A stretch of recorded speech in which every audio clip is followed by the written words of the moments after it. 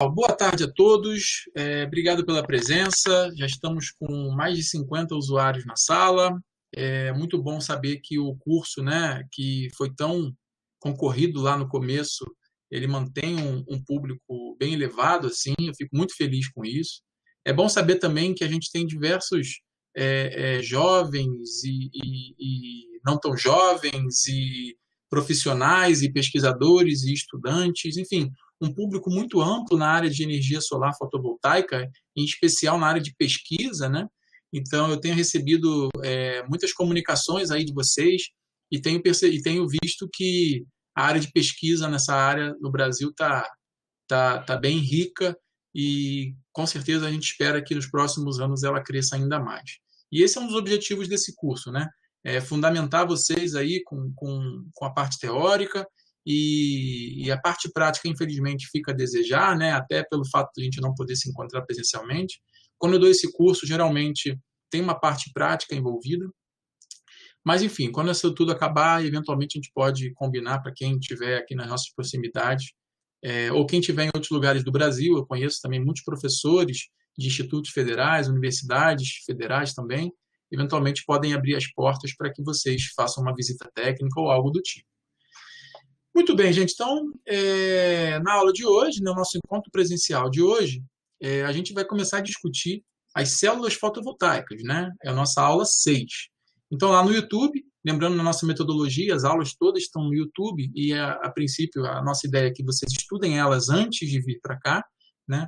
Então, eu acabei me enrolando lá em quantas partes essa aula se desdobrou, porque era muito conteúdo. E essa vai ser a aula mais rica do curso, porque é de fato a área de conhecimento da minha especialidade, né? Eu trabalho especificamente com materiais para células fotovoltaicas. Então, fiz o meu máximo para fornecer para vocês ali as informações que pudessem esclarecer o funcionamento da física do dispositivo.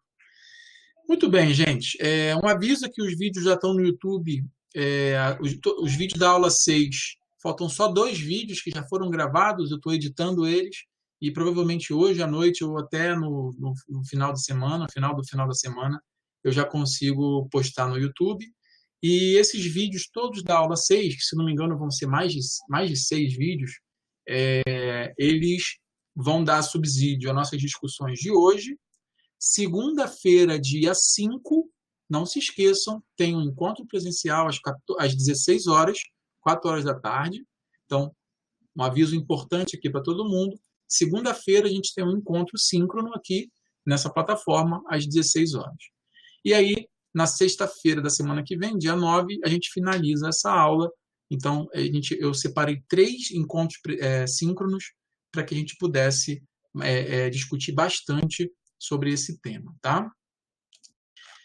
Bom, gente, ao longo da semana eu fui recebendo comentários nos vídeos, isso é muito bom, porque isso me dá base para preparar as perguntas aqui para vocês, e também eu respondo lá no YouTube, né? Para quem já fez um comentário, viu que eu respondo e tento responder rápido. Então, continuem curtindo, compartilhando e, enfim, comentando, porque se a gente fizer sucesso com esse tema aí na internet, cada vez mais a gente vai atrair novas pessoas para essa área.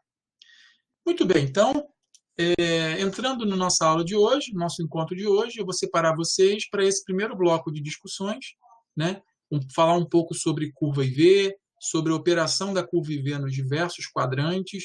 Então, por favor, peço que vocês discutam isso lá. Eu vou dar para esse primeiro bloco, eu vou dar 12 minutos. Tem vários blocos hoje, então vamos tentar ser bem sucinto, gente, bem objetivo nas discussões. Então, eu espero vocês daqui a pouco de volta. Até lá. Um abraço. Espero que seja produtivo lá. Olá a todos, bem-vindos de volta à sala principal. Então, vamos entrar aqui nas discussões do bloco 1 e lembrando para vocês deixarem suas dúvidas no bate-papo público. Então, a primeira pergunta é discutir a operação de uma junção PN iluminada nos diversos quadrantes da curva IV. Então, o que acontece no primeiro, no terceiro e no quarto. E aí, só lembrando, né, que essa aqui é a curva IV de uma junção PN no escuro. Ó. Né, o que significa escuro é quando a gente, enfim, encapsula o diodo ou algo do tipo.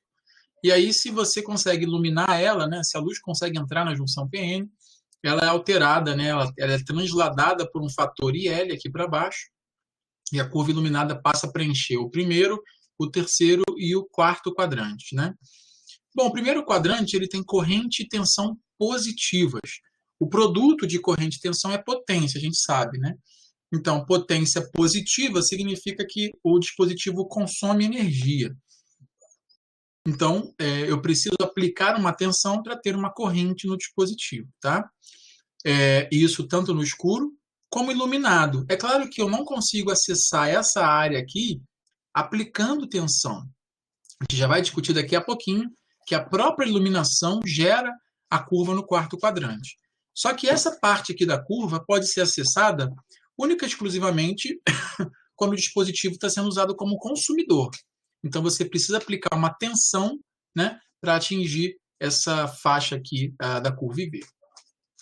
Bom, o que ocorre internamente, eu não sei se eu fui muito explícito nessa pergunta, a ideia era discutir sobre as correntes de deriva e difusão, né? Então, a gente sabe que na polarização direta, né, no escuro, por exemplo, a corrente de difusão ela domina o dispositivo, né? E com isso o dispositivo ele passa a ter muita recombinação, e aí se a maior parte for usada como recombinação radiativa, esse dispositivo pode ser usado como um LED, né? Então, uma junção PN polarizada positivamente no escuro, ele é um LED. Claro que depois deixa de ser no escuro, mas a luz não está entrando nele, a luz está saindo dele. Essa faixa aqui também é a mesma ideia. A corrente aqui vai ser dominada por difusão, né? E aí, com isso, também você vai ter um LED. Mesmo sob iluminação, ele vai estar emitindo luz, tá? Muito bem. No terceiro quadrante, também acontece potência positiva, porque a gente lembra que o produto de duas coisas negativas, corrente e tensão, dá positivo, né? Então, o dispositivo também é um consumidor, tá? Então, na curva de escuro aqui, a gente sabe que é a parte do diodo onde não passa corrente, ou passa uma corrente muito baixa. E quando está iluminado, eu tenho aqui o domínio, né, da corrente de deriva, lembra disso, né? A corrente de deriva, ela domina aqui essa faixa, né? E o dispositivo, então, é usado, por exemplo, como um fotodetetor. Você coloca uma polarização reversa e toda a luz que for entrar no seu dispositivo vai gerar uma corrente alta proporcional à potência de iluminação. E aí você consegue usar isso como um sensor de luz, tá? E, por fim, e mais importante, né? A curva no quarto quadrante é uma curva onde tem corrente negativa e tensão positiva. Então, nessa faixa aqui, ó, o dispositivo está funcionando como um gerador de potência elétrica, né? Então, para que isso aconteça, você tem que jogar luz e, naturalmente, gente, isso é muito importante, eu percebi algumas dúvidas dos colegas, você não precisa aplicar tensão. Aqui não significa que eu apliquei uma tensão de polarização direta. Naturalmente, com a iluminação, tá? É gerado nos terminais do dispositivo uma polarização que fica positiva no P e negativa no N, que é o análogo à polarização direta. E também, naturalmente, existe a geração de uma corrente, tá? Então, corrente e tensão gera potência. Legal. Deixa eu ler ali as dúvidas de vocês. Bom, o Ricardo falou o seguinte: os transistores de corpo de metal antigos eram usados para gerar uma tensão para acender um LED, por exemplo. Sim. Não entendi se isso é uma dúvida, enfim. Se tiver alguma dúvida, Ricardo, ou se for só um comentário, pode escrever lá. Usava alguns associados para gerar uma tensão, sim, para alimentar um LED, que é a polarização direta. O Matheus falou o seguinte: a corrente de escuro pode ser considerada um ruído, sinal background, na hora de medir a fotocorrente da junção PN? Bom, Matheus, então sua pergunta vem um pouco no sentido de caracterização, né? A gente vai falar sobre caracterização, em princípio, na sexta-feira da semana que vem. Mas, adiantando aqui a resposta, né? Na hora de medir a fotocorrente, geralmente você vai usar um mecanismo de redução de ruído, que é o lock-in, né? Você faz uma medida usando um chopper e um lock-in, e aí você consegue isolar única e exclusivamente a fotocorrente da sua célula solar, tá? Então, em termos de caracterização, quando você vai medir única e exclusivamente a fotocorrente, tá? Você usa um sistema que filtra ruídos. Se você for medir a corrente total de uma célula, obviamente ela é a soma da fotocorrente com a corrente de escuro. Isso é impossível de você separar. Tá bom? Bom, muito bem. Tem pessoal escrevendo, eu vou guardar mais um pouquinho. Então, o Alexandre falou o seguinte: então, no escuro, a parte do primeiro quadrante depende da aplicação de tensão. Já a curva iluminada tem essa tensão naturalmente. Isso aí, Alexandre. Só lembrando, né, que eu estou falando do quarto quadrante, eu estou interrompendo aqui, né? Daqui para cá, eu preciso aplicar uma tensão para obter essa parte da curva. Essa parte da curva é naturalmente obtida, né, por um conjunto de pontos de tensão corrente. Enfim, a gente vai discutir depois como atingir cada ponto desse, mas naturalmente isso acontece. E na curva de escuro você precisa ativamente fornecer energia elétrica. O Matheus então falou: entendi, mas o loquinho não vai amplificar a parcela referente à corrente de escuro também? Olha, Matheus, em princípio a corrente de escuro ela é um fator, ela é um fator constante, né? E quando você usa o chopper lá, você faz o chopeamento, né, da luz incidente, né? Então, você vai pegar um sinal lá no lock-in, que vai ser, obviamente, a soma da corrente de escuro mais a fotocorrente, só que quando o lock-in integra, então a gente vai pensar aqui, eu tenho um sinal DC somado com o sinal AC da fotocorrente. Quando o lock-in integra, esse sinal constante, né, da corrente de escuro, em princípio ele sai, tá? Então é isso que em princípio acontece, tá? Eu posso refletir um pouco mais sobre isso depois, a gente pode discutir isso também depois, mas em princípio minha primeira resposta aqui é que a corrente de escuro é filtrada, tá bom? Daniel, pode explicar novamente o terceiro quadrante? Claro, Clarissa, o terceiro quadrante é este que está aqui, né? É esse que está aqui. Então, no terceiro quadrante, corrente negativa e tensão negativa, né? Então, você tem que aplicar uma tensão reversa, seja lá o valor que for, você aplica uma tensão reversa. Se tiver no escuro, só passa pouca corrente, né? O princípio do diodo, mas se tiver iluminado, passa uma corrente maior. Então, você tem dois fatores tirando a célula do equilíbrio, tirando a junção PN do equilíbrio. Você tem a polarização, né, e a luz. Esses dois fatores juntos fazem ela operar nesse quadrante que está aqui. Você força. Então, naturalmente, vamos supor que você não tenha polarização, tá?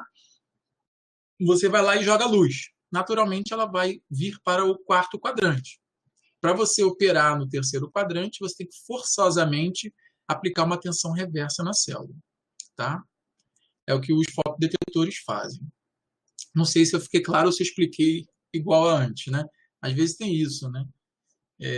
Tá bom, obrigado, Clarice. Então, vamos seguir adiante, porque, como eu falei, tem vários blocos aqui. O bloco 2, ele é esse bloco que está aqui, discutindo um pouco mais ali sobre os mecanismos de geração e de recombinação. Vou dividir vocês em turmas agora e vocês vão seguir para a discussão. Nesse bloco eu vou dar 12 minutos também. E é isso, gente. Espero vocês daqui a pouquinho aqui de volta. Muito bem, bem-vindos de volta. Então, vamos começar a discussão do bloco 2, né? Primeira pergunta: a corrente elétrica numa célula solar vem do balanço entre geração e recombinação. Sobre isso, responda. E aí, só para... eu gosto muito de frisar isso, né? Geralmente a gente escreve a equação da corrente de uma célula solar dessa forma que está aqui, né? Então, a gente tem lá que a corrente que está sendo gerada é um balanço, né, entre o que está sendo gerado no dispositivo, ou seja, a quantidade de fótons que foi aproveitado e, enfim, os portadores conseguiram chegar como corrente elétrica nos contatos, mais as perdas, menos as perdas que ocorrem por recombinação. Bom, então, quais são os mecanismos de geração presentes em uma célula solar?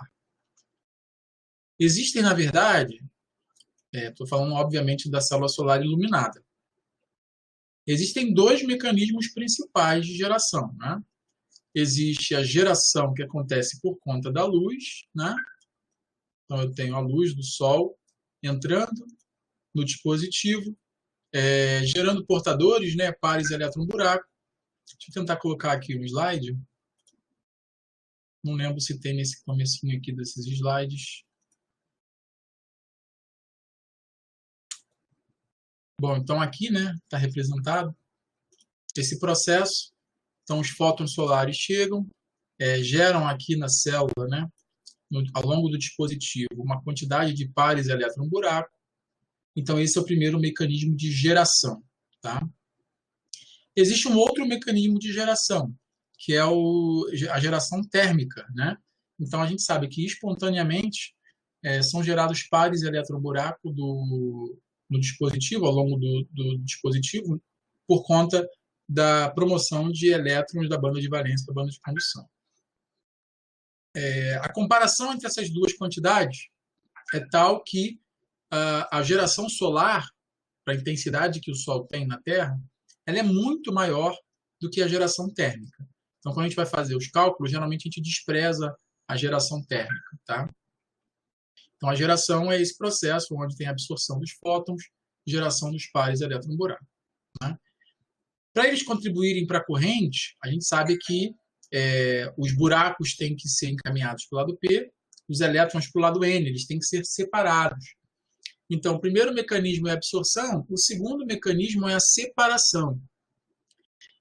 E o terceiro é a coleta, né, pelos contatos elétricos.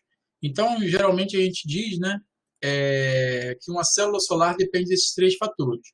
A absorção, que é basicamente a relação entre a ótica, na ótica do dispositivo, a separação, que é em dispositivos inorgânicos se dá por conta do campo elétrico, e, por fim, a coleta pelos contatos elétricos e distribuição para carga. Bom, a próxima pergunta lá era sobre os tipos de recombinação. E aí existem três tipos de recombinação. A recombinação é esse processo que ocorre quando elétrons que estão na banda de condução perdem energia e acabam decaindo para a banda de valência, se recombinando com um buraco. Ou seja, o elétron acaba entrando numa ligação que está faltando. Né? Então, isso é a recombinação. Existem três mecanismos de recombinação.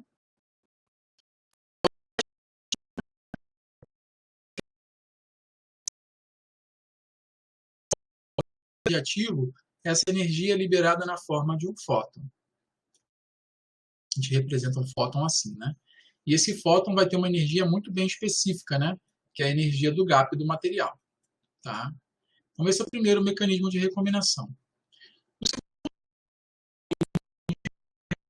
São recombinações não radiativas, né? Então, onde esse processo aqui acontece de modo que a energia liberada pelo elétron, ela vai na forma de calor, né? E aí significa que ele está agitando a rede, agitando os átomos no sólido e gerando mais calor, tá? Essa recombinação pode acontecer de duas formas. Essa não radiativa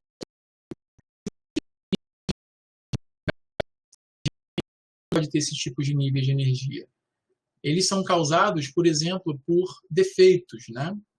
Então, os defeitos, a gente já discutiu que eles inserem níveis de energia aqui dentro, e dependendo do defeito, você vai ter nível de energia numa determinada posição energética. E se você tiver um nível de defeito com energia profunda, aqui como, por exemplo, no meio do gap, ele é bem efetivo em armadilhar os elétrons, né? E depois receber um buraco e a recombinação acontece no próprio defeito, né? Então, esse é um dos mecanismos. Outro mecanismo é o efeito Auger, onde esse elétron e esse buraco recombinam, e essa energia que é perdida, ela é liberada na forma de energia cinética ou de um elétron ou de um buraco. Como é que isso acontece? Eu preciso que as três cargas cheguem no mesmo ponto ao mesmo tempo. Eu tenho que um elétron chega num lugar que tem um buraco, eles vão recombinar, e se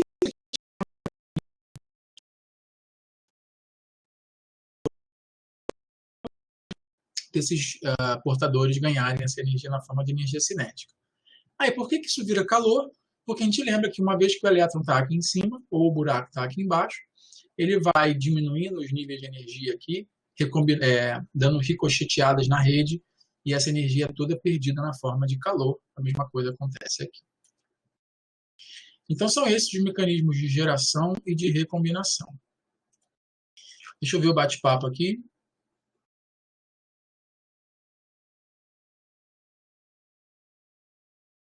Tá bom, William, foi mal.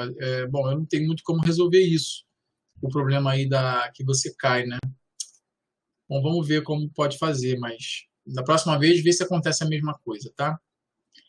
Bom, a questão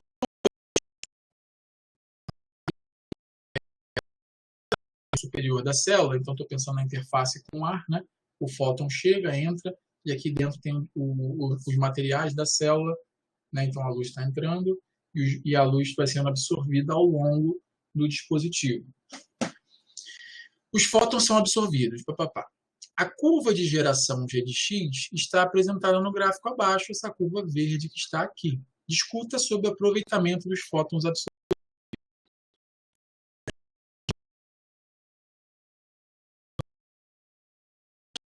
Respeita essa lei exponencial que está aqui, ó.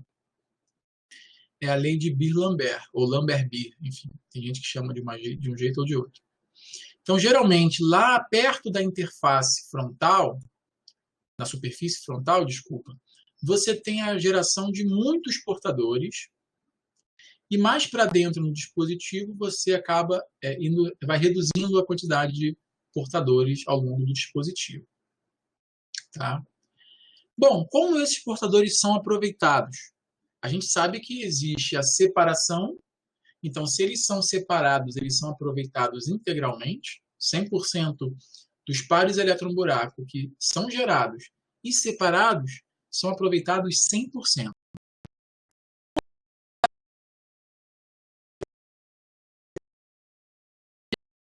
Então, elétrons e buracos que são gerados na região de depressão têm uma probabilidade de serem coletados de uma forma de corrente de 100%.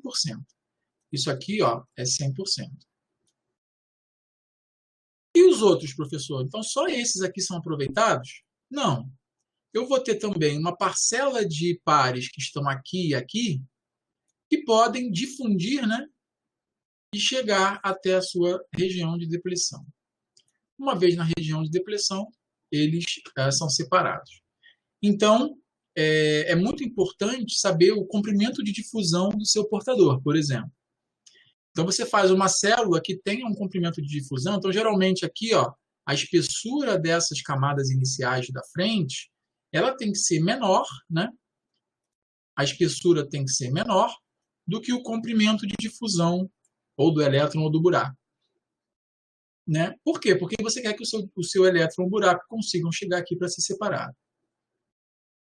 E vocês conseguem ver a curva azul, essa probabilidade de coleta, ela cai conforme se você se afasta da junção PN. Mas ela é maior que zero. Então é isso, gente. Resumindo aqui, absorção dos fótons ao longo do dispositivo, separação dos pares elétron-buraco pelos mecanismos internos da célula solar e coleta como corrente elétrica. Esses três fatores têm que ser otimizados para gerar a melhor célula solar possível.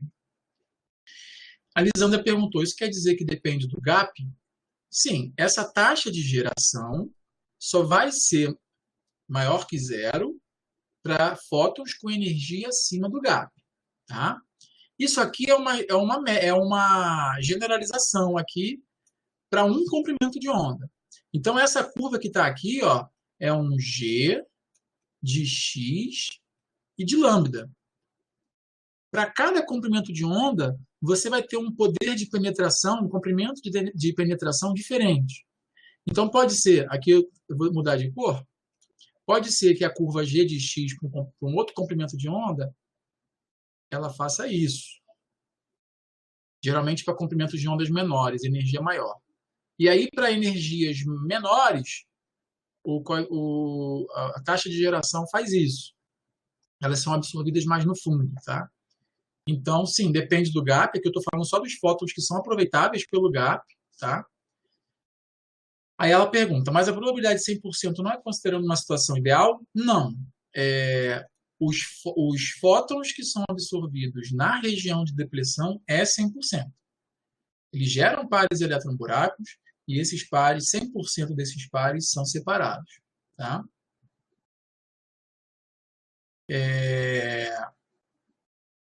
Bom, você vai ter mecanismos de recombinação. Tá? Então, conforme eles são separados, pode ser que no caminho eles recombinem. Mas qual o tipo de recombinação que pode acontecer? A recombinação radiativa, bom, a recombinação radiativa, isso, depende fortemente ali, bom, todos os tipos de recombinação, na verdade, né? Mas a radiativa, em especial, depende fortemente de você ter o elétron encontrando um buraco para recombinar, especificamente numa posição do espaço. Lembre-se que na região de depressão não tem portadores livres, a não ser aqueles que estão sendo separados. Tá? Então, o que acontece é que a probabilidade de recombinação radiativa é muito pequena dentro da região de depressão. As outras recombinações, principalmente a Shockley-Reed-Hall, ela não depende que você tenha, de fato, um elétron e um buraco acontecendo no mesmo lugar do espaço. Por quê? Porque ela depende do defeito. Né? Então, o defeito armadilha um elétron para depois armadilhar um buraco. Claro que vai acontecer na mesma posição do espaço, mas o defeito, então, cria esse mecanismo adicional. Eu não sei se foi isso que você quis perguntar, Lisandra, mas se eu respondi sua pergunta, então dá um alô ali, tá? Bom, vamos esperar a pergunta da Bia e aí depois a gente avança. Recombinação direta, depende se o gap é direto também, né?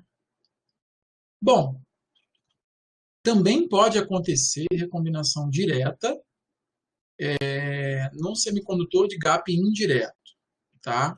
Então, vou tentar aqui desenhar uma estrutura de bandas. Talvez o desenho não fique o melhor do mundo, mas vamos supor aqui que você tem uma estrutura de bandas mais ou menos assim. Sei lá. Aqui, né, é o K e aqui é a energia.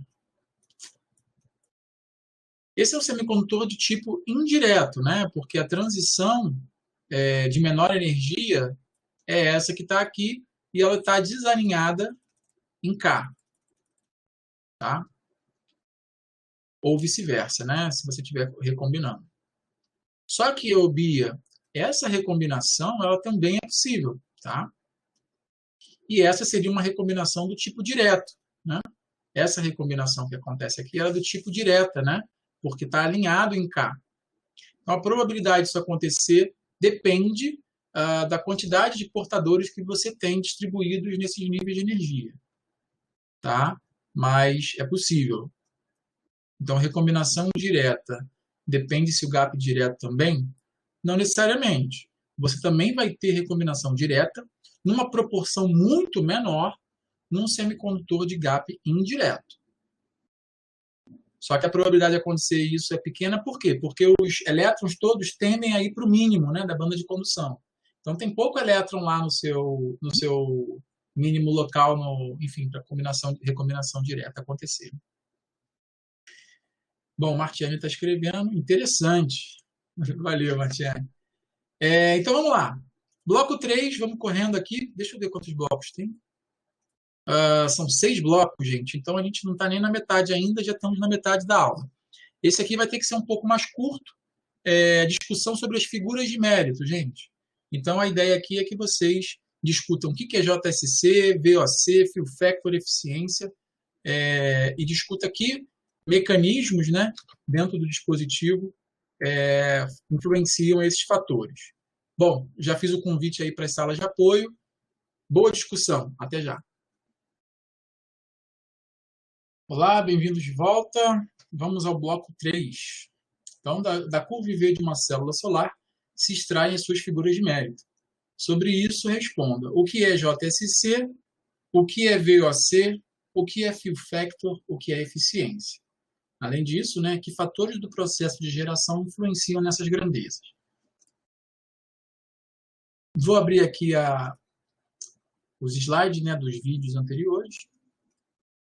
E aí a gente vai relembrar os pontos específicos da curva IV, os pontos mais importantes, Uma coisa que não sei se ficou clara para todo mundo, se todo mundo percebeu, a gente estava tratando da curva IV dessa forma que estava aqui, e aí a gente vai passar a olhar dessa forma aqui, né? Mas notem que o que nos interessa é o quarto quadrante. Então, basicamente, a gente rebate ela para o primeiro quadrante, ou mesma coisa que a gente estivesse trocando o sinal, né? É a convenção de gerador, tá? Então, a gente vai passar a ver a curva IV agora no primeiro quadrante, sempre, mas isso não significa que na operação lá ela esteja no primeiro quadrante. É só para facilitar a nossa visualização.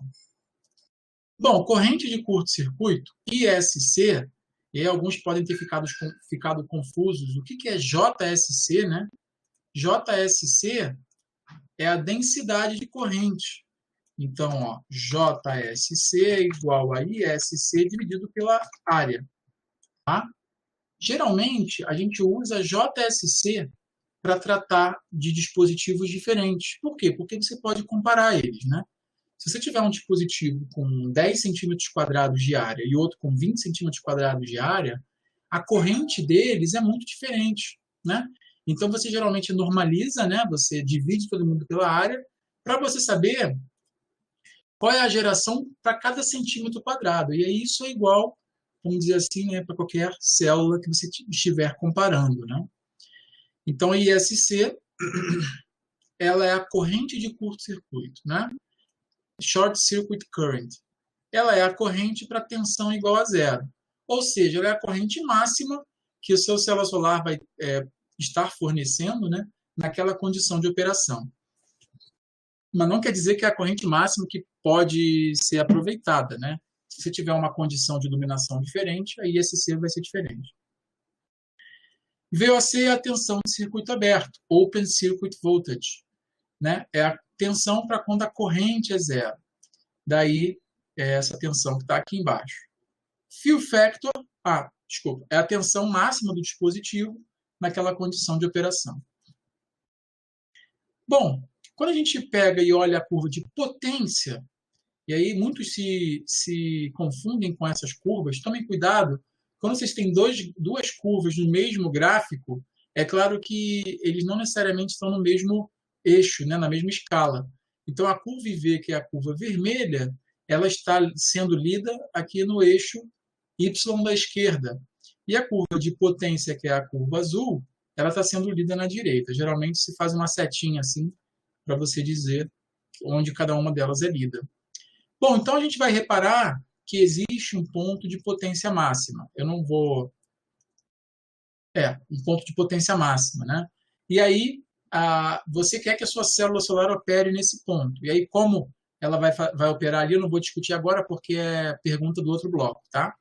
Então, existe um ponto de potência máxima. Esse ponto de potência máxima acontece para um valor de tensão. Daniel, como é que se obtém a curva azul? Potência é corrente vezes tensão. Então, basta eu pegar, por exemplo, a corrente e tensão desse ponto, eu multiplico, eu obtenho esse ponto. A corrente e a tensão desse ponto, eu multiplico e obtenho esse ponto, e assim sucessivamente, né? Bom, então, com isso, eu tenho uma tensão de máxima potência, onde acontece a potência máxima. Esse ponto de máxima potência, ele vai estar associado a um ponto específico da célula solar, da curva IV. E aí você vai ter a corrente de máxima potência e a tensão de máxima potência. Muito bem, Fill Factor, então. O Fill Factor, gente, ele é, como o nome está falando, fator de preenchimento, a sigla em inglês, né? Esse FF. Ele é dado pela razão entre a potência máxima que a célula solar pode entregar sobre a potência ideal. A potência máxima vem do produto IMP-VMP, que a gente já discutiu, ó, IMP-VMP, e o produto dele gera esse retângulo amarelo, né? A área de baixo, bom, não é a área de baixo da curva, né? Mas seria a área desse retângulo que está aqui. Então, essa área representa esse numerador. E a potência ideal de um gerador ideal, sem recombinação, ela seria a corrente gerada pela luz, que é ISC, multiplicado pela VOC. Então, isso dá a origem à minha curva laranja, que seria todo essa área que está aqui. Tá? Então, O meu fill factor é a fração, a razão entre a área amarela e a área laranja. Vai ser um valor entre 0 e 1, né? Então, quanto mais próximo de 1, mais ideal é o meu dispositivo, né? Essa área amarela preenche praticamente toda a área laranja. E quanto mais próximo de 0, eu tenho problemas com a minha curva IV. Então, isso é o fill factor. E, por fim, né, a eficiência se obtém. A eficiência de qualquer processo é sempre a eficiência, a potência que você consegue extrair pela potência que está entrando, né? Então, geralmente, a gente está falando de transformação de energia, a energia solar está entrando e a energia elétrica está saindo. Então, a eficiência é a potência elétrica sobre a potência solar, tá? Mas qual potência elétrica, professor? Nós vamos discutir daqui a pouco que a célula solar entrega potências entre 0 e uma potência máxima. Qual potência que eu uso? Bom, a gente geralmente faz a caracterização com a potência máxima. Por isso que chama eficiência de pico. Quando você vai olhar e vai discutir sobre eficiência fotovoltaica, essa célula tem 300 watts pico. Desculpa, esse módulo, né? O módulo tem 300 watts pico. Isso significa qual é a potência máxima que esse módulo pode te entregar. Mas isso não significa que quando estiver lá no seu telhado, esse módulo vai estar dando 300 watts, tá? É o pico. E aí, a eficiência, ela vai ser, se eu prestar atenção aqui nessa equação de cima e fizer a operação matemática correta, eu percebo que potência máxima é fill factor, que multiplica esse denominador, e, então, a potência máxima é o produto daquelas três grandezas que a gente já discutiu anteriormente sobre a potência do Sol, tá? Qual é a potência do Sol, professor? E aí depende da irradiância do lugar, lembra? A potência média, né, a irradiância média na Terra é 1.000 watts por metro quadrado. Bom, então discutimos todas as figuras de mérito. Agora vamos falar do que elas dependem na célula, né? A gente sabe, bom, vou avançar aqui, que esses são os slides que a gente vai discutir no próximo bloco. Aqui. A ISC, gente, é a corrente para tensão igual a 0. Para tensão igual a 0, não tem recombinação. Então, a corrente é toda da geração que vem da luz do Sol. Então, a ISC, ela mede o quanto da luz do Sol eu estou aproveitando, a corrente gerada pela luz. Tá? Então, a ISC, geralmente, todos os fótons que entram e são aproveitados, né, eles geram corrente elétrica e essa corrente vai ser medida lá na ISC. A ISC depende de outros fatores, né, da interação da luz com o material. Então, isso é muito importante, né? Então, existe um fator chamado resposta espectral, que é como a célula responde para aquela luz incidente, e aqui os fótons solares, né, a irradiância do Sol. Então, aqui você tem a fonte e aqui você tem a propriedade do material. Então, a interação da luz com o material vai te dar a corrente, tá? De curto-circuito. A VOC, por sua vez, ela é a tensão para onde a corrente é igual a 0. Bom, quando é que vai acontecer a VOC? A gente deve lembrar que a corrente é um balanço entre geração e recombinação. Aqui está a corrente da geração e da luz, né? E a recombinação, ela obedece àquela curva lá exponencial.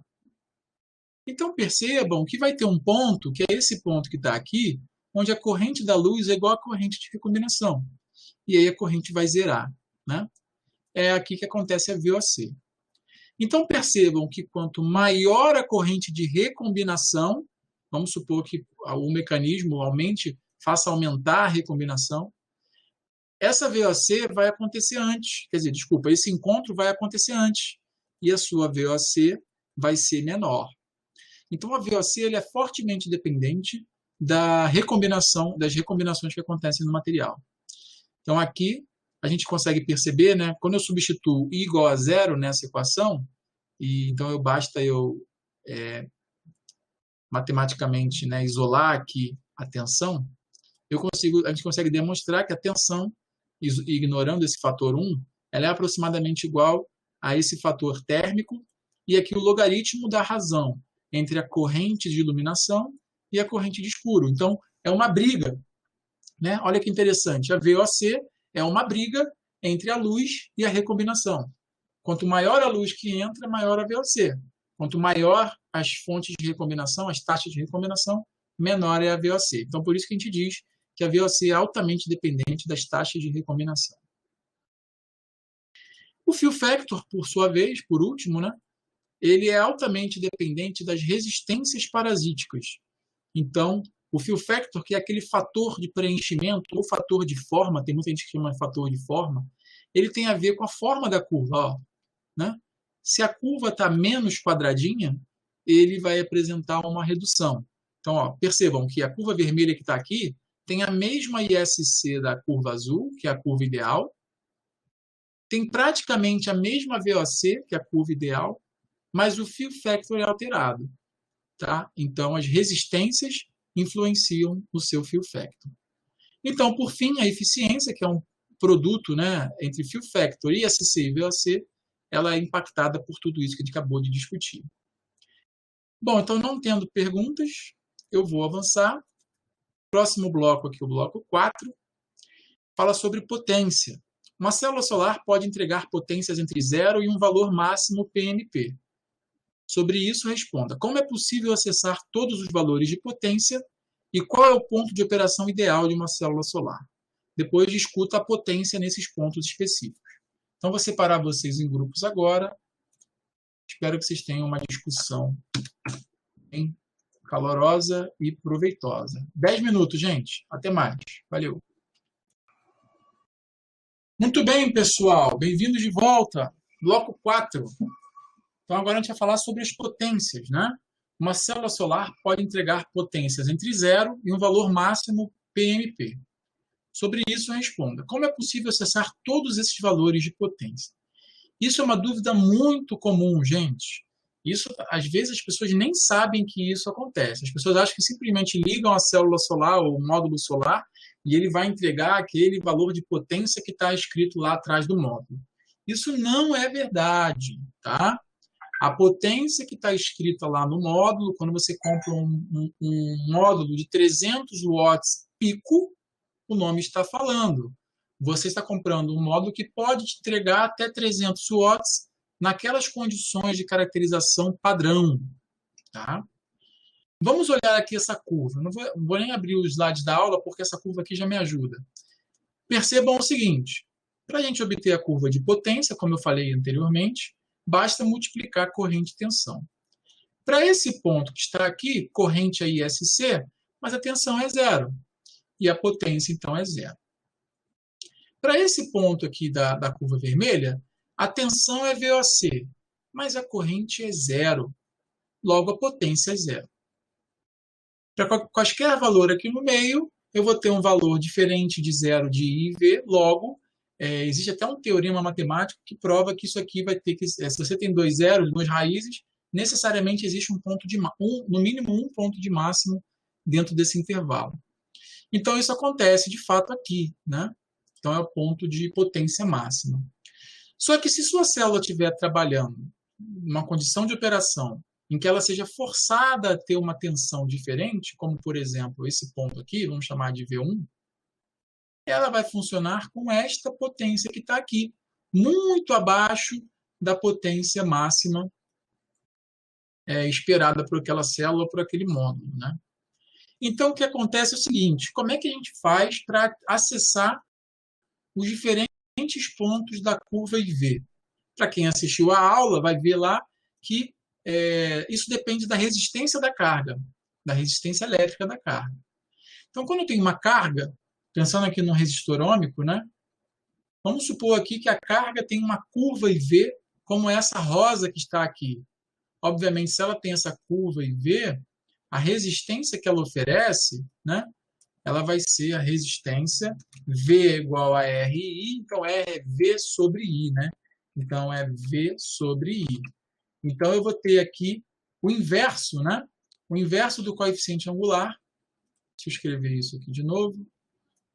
Na verdade, R é igual a V sobre I, que é igual a 1 sobre I sobre V, que é o coeficiente angular dessa curva, né? Então, o inverso do coeficiente angular dessa curva ela me dá a resistência da carga.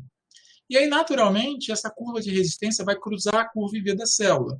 Então, a célula solar vai operar neste ponto aqui, IV, e vai estar entregando uma potência igual a este valor que está aqui. Então, para acessar os diferentes pontos da curva IV, inclusive é assim que a gente caracteriza, né?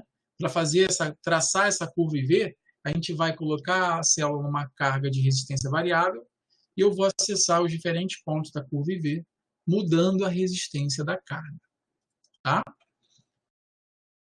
Bom, como é possível, qual é o ponto de operação ideal de uma célula solar? Bom, o ponto de operação ideal de uma célula solar, obviamente, é o ponto de potência máxima. Esse ponto que está aqui, né? Para acessar esse ponto, você tem que ter uma resistência específica, né? A sua carga tem que ter uma resistência muito específica, tem que ser assim a curva IV dela, né? Para ela cruzar esse ponto que está aqui e, consequentemente, entregar esta potência que está aqui. Como fazer isso, né? Então, é muito difícil fazer isso com uma célula solar direto, né? Você pode caracterizar ela e saber qual é a resistência ideal, mas é difícil que a sua carga tenha necessariamente aquela resistência. Num sistema fotovoltaico, geralmente os seus módulos estão ligados no inversor. E o inversor, ele é responsável por procurar o ponto de máxima potência dos seus módulos o tempo todo e garantir que você está muito perto desse ponto que está aqui. Tá? Como ele faz isso internamente, é um pouco complexo. Existem vários algoritmos, mas, de forma geral, ele basicamente altera uma resistência para fazer com que a resistência que os seus módulos enxergam pelo sistema como um todo seja a resistência próxima à resistência ideal aqui para atingir essa potência. Beleza, vamos correr aqui que o tempo está voando. Qual é a potência entregue por uma célula solar para uma carga quando está operando sob ISC? Bom, a gente já discutiu, né? Sobre ISC, a tensão é igual a zero, a potência é igual a zero. VOC sobre 2 e VMP. VOC está aqui. A potência também é zero. Aqui a potência é zero, aqui a potência é zero. VOC sobre 2, mais ou menos aqui. Tem como eu saber, professor? Bom, vai depender de cada dispositivo, né? Então, a potência que você vai estar entregando, a célula vai estar entregando, vai ser essa. Eu coloquei um valor arbitrário só para vocês discutirem lá, mas não tem como prever qual vai ser a potência. Professor, é a metade da potência máxima? É aproximadamente, já que essa primeira parte aqui é bem linear, né? Então, vai ser bem próximo à metade da potência máxima, mas não necessariamente a metade da potência máxima. Bom, e qual é a potência para VMP? Como a gente já discutiu, VMP é o ponto em que a célula solar opera no ponto de máxima potência. Então, é a potência máxima. Beleza. Bom, já que não tem dúvidas, e isso não necessariamente é bom, né? Porque às vezes, quando não tem dúvida, é porque ou todo mundo entendeu tudo, ou ninguém entendeu nada. Ou, enfim, é a brincadeira que a gente faz. Mas é bom que tenha dúvida, gente. Vou avançar aqui, mas não ter dúvida é muito difícil. Então, geralmente tem dúvida. E aí é para deixar a dúvida aqui embaixo, tá? Beleza. Então, o pessoal que tinha dúvida falou que já ajudei, mas tudo bem. No próximo bloco, venham com mais perguntas. Então, o bloco 5 está aí. Vamos correr aqui para dar tempo de discutir tudo. Vou dar para vocês aí 8 minutos dessa vez, cada vez menos, né? E é isso, gente. Vejo vocês daqui a pouco. Olá, pessoal. Bom, estou salvando o nome dos participantes agora.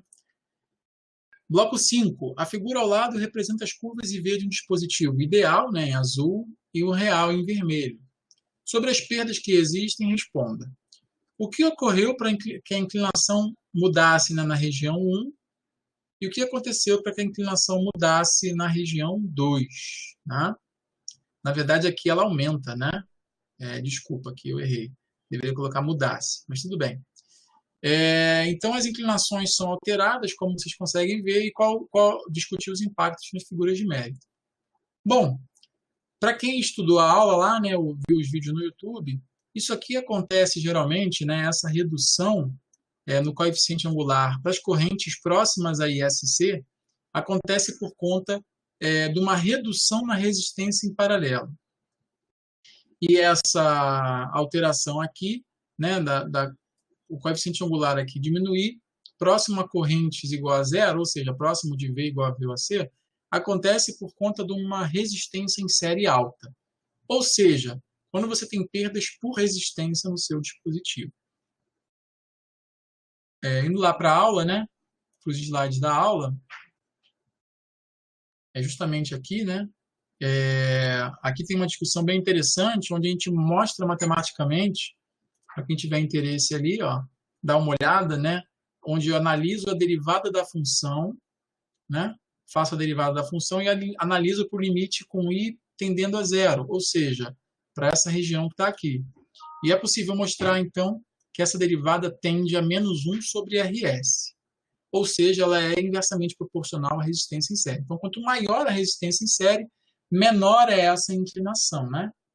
Na verdade, para cá. Menor é essa inclinação e a gente vai ver isso acontecendo. Ó, é isso que acontece quando eu aumento a resistência em série. A inclinação diminui. Analogamente, quando eu derivo a curva, né, a equação da curva IV, e tomo o limite para tensão tendendo a zero, isso dá algo proporcional a menos 1 sobre a soma das resistências. Como a resistência em paralelo geralmente é muito maior do que a resistência em série, geralmente a gente pode desprezar esse termo. Então, para tensões próximas de zero, ou seja, aqui, a derivada da corrente, ou seja, a inclinação da curva, ela tende a ser negativa, né, com essa inclinação que está aqui, e tende a ser inversamente proporcional a RP. Então, quanto maior é RP, melhor. Por quê? Porque você tem uma curva com inclinação baixa, próxima de zero. Quanto menor é RP, maior a inclinação, né? Então, as perdas são por conta da resistência. E aí, como a gente já discutiu, isso impacta no fill factor, né? Já que a ISC quase não é alterada, nem a VOC, mas a forma da curva muda. Isso vai alterar o fill factor, tá? Então, é isso, gente. Então, vamos voltar lá para os nossos blocos de discussão, já que também ninguém está fazendo pergunta. Então, vamos para o último bloco de discussão. São muitas questões aí, eu vou deixar vocês 10 minutos discutindo, vai estourar o nosso limite de tempo. Quem não puder ficar, eu agradeço a presença. Eu vou gerar uma lista de presença nova daqui a 5 minutos. E aí, quem não puder ficar, eu agradeço a presença e aí pode sair, mas depois eu vou dar uma continuada na discussão por mais uns 10 minutos no máximo, e depois vai estar tudo registrado lá no vídeo, tá? Bom, gente, então é isso. Vou separar vocês em grupos agora, 10 minutos, como eu falei, e boa discussão para vocês. Bem-vindos de volta para o último bloco de discussão. Estava pensando aqui, acho que vai ser bem difícil discutir isso aqui em 10 minutos, né? Assim como eu imagino que vocês tiveram bastante dificuldade de conseguir contemplar tudo. Vamos ver até onde a gente vai. Eu vou fixar um teto aqui de 10 minutos. 4 e 10 eu vou parar e o que sobrar a gente discute na aula que vem. Bom, uma célula solar feita de material com um gap de energia pequeno, como o germânio, e aí pequeno é sempre relativo, né? Aqui a gente está sempre falando em relação ao espectro solar. Então, o germânio tem um gap de 0,67 eletronvolts, é considerado pequeno. Absorve os fótons de quase todo o espectro solar. Ou seja, o germânio, né, por ter um gap pequeno, tem uma absorção bem grande, porque aproveita mais fótons. Por que sua eficiência máxima é tão baixa? E vamos discutir isso olhando para os slides, né?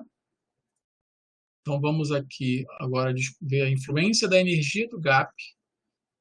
A gente sabe, né, que o Sol tem esse espectro bem largo, né? Então tem vários comprimentos de onda que fazem parte do espectro do Sol. E a gente sabe que aqueles fótons com energia mais baixa que o gap vão passar direto. É esse fenômeno 1 aqui, a transmissão. Então, o material com gap de energia baixo vai aproveitar mais fótons, porque vai aproveitar, enfim, vai conseguir ter um comprimento de onda de corte mais baixo, vai aproveitar mais fótons. Ou seja, o germânio que está aqui, por exemplo, ele aproveita toda essa parte aqui, todos esses fótons do Sol, né? Ele só deixa passar esse pouquinho que está aqui. Então, em princípio, o germânio deveria ter uma eficiência alta, né? Só que a gente deve lembrar que, além da transmissão, existe a perda por termalização, ó. E quando o gap é muito baixo, O que acontece é que eu vou ter muitos fótons que vão ter energia bem mais alta que o gap. Então, por exemplo, voltando aqui no nosso espectro solar, vou dar uma limpada aqui, ó, o germânio está aqui. Fótons que têm energia próxima à energia do gap, que está aqui, ó, eu estou indo para baixo porque comprimento de onda menor, energia maior, né? Vão ser eficientemente aproveitados, só que essa maioria dos fótons que está aqui vai ter energia muito alta, né, em relação ao gap. Com isso, eu vou ter muita termalização no germânio. Então, o fato de eu ter um gap pequeno é bom para ter uma corrente alta, só que a tensão vai ser menor, porque eu vou ter essas perdas por termalização, e a tensão geralmente ela é proporcional à energia do gap. Tá? Então, é isso que acontece com uma célula de germânio. Né? Aqui está a conta que eu fiz para calcular mais ou menos a porcentagem de cada perda. As perdas por transmissão são bem pequenas, porque poucos fótons passam, mas a perda por termalização é a maior de todas, ó, 53%. Então, é por isso que o germânio apresenta uma eficiência máxima tão baixa. Então, está aqui, né, a curva de eficiência máxima. A gente vê que o germânio, que tem 0,67, tem uma eficiência máxima de 20 e poucos por cento. Tá? Então, vamos lá. Vamos voltar agora para as perguntas. É sobre a célula de GAS. A transmissão de fótons em uma célula solar de GAS ultrapassa 30%. Por quê? Porque o gap do GAS é mais alto. Ainda assim, ele é um material com gap de energia próximo ao valor ótimo. Explique como isso é possível. Então, vamos lá, porque a ideia, a discussão é exatamente a mesma, né? Aqui eu tenho as contas para o GAS. Ele perde muita energia por transmissão. Ó, a gente consegue perceber que são 34%, né, dos fótons. O gap do GAS está aqui. Então, fótons com energia mais baixa não são aproveitados. E aí a pergunta, né, por quê?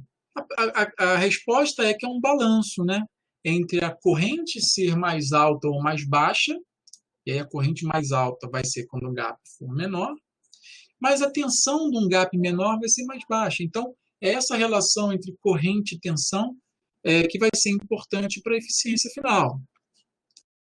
Então, quando a gente olha aquela curva lá novamente, né, de eficiência máxima, a gente vai ver que gaps pequenos entregam uma eficiência, uma potência baixa, gaps grandes entregam uma potência baixa, e eu tenho uma região aqui de gaps que vão estar entregando uma potência mais alta. Né? E, quer dizer, o GAS está aqui, o silício está aqui, e é por isso, então, que acontece esse fenômeno da eficiência mais alta. Vamos ver as perguntas aqui. O pessoal que precisa sair, um grande abraço, obrigado pela presença. Lembrando que a reunião está sendo gravada e depois vai lá para o YouTube. Bom, o Alexandre faz uma pergunta. Professor, em relação ao que disse no vídeo aula sobre filtros que dividem um fóton em dois, é possível para o germânio utilizar um desses filtros para fazer com que os fótons de maior energia tenham menos energia e não haja essa grande perda térmica? Perfeito, Alexandre. Perfeito. Você está se referindo aos vídeos de novas tecnologias, né? Então, lá nos vídeos que eu falei sobre novas tecnologias, que eu não vou tratar nessa aula aqui hoje, né? A gente vai falar sobre isso só na sexta-feira da semana que vem, mas adiantando aqui pelo que você perguntou, perfeito o que você falou. Se você tiver um filtro down converter, ou seja, que ele reduz a energia do fóton, se você colocar na frente da célula solar de germânio esse filtro, ele pode estar convertendo um fóton em dois, né, de mais baixa energia. E aí, com isso, você tem um ganho de eficiência, tá? Legal. Então, não tem mais perguntas ali. Vamos avançar. Vamos ver até onde a gente consegue ir. Por que ISC aumenta quando a temperatura da célula solar aumenta? E por que a VOC diminui quando a temperatura da célula solar aumenta? O que acontece com a potência com o aumento da temperatura? Bom, todas as perguntas estão relacionadas e a resposta é basicamente a mesma, né? Quando a gente vai olhar a temperatura, o que acontece com o aumento da temperatura é que o gap de energia diminui. Então, vocês já podem imaginar, né?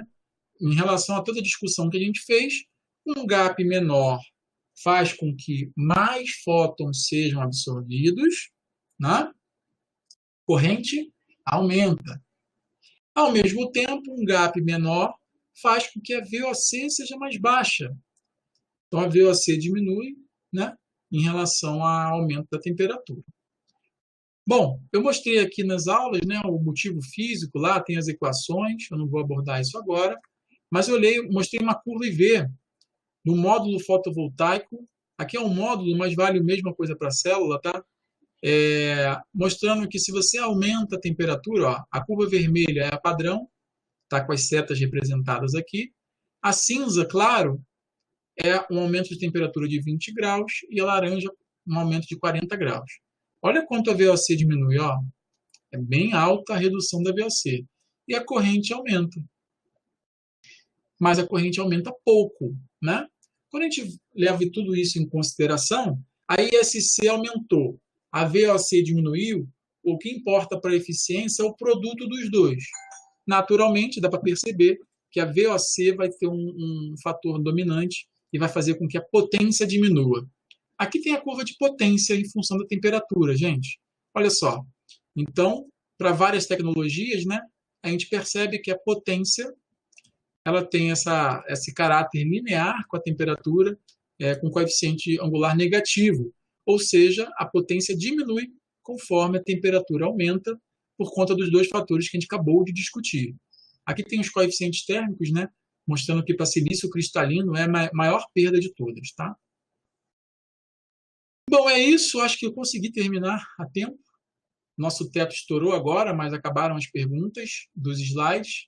Eu vou agora focar nas perguntas de vocês, se vocês tiverem alguma pergunta a mais. Se não, eu vou me despedir de vocês. Vou aguardar um pouquinho o pessoal do chat escrever ali, eventualmente. Bom, muitas mensagens aí de agradecimento. Valeu, bom fim de semana a todos. Um grande abraço. Se alguém quiser ficar aí para discutir alguma dúvida, fica à vontade, viu?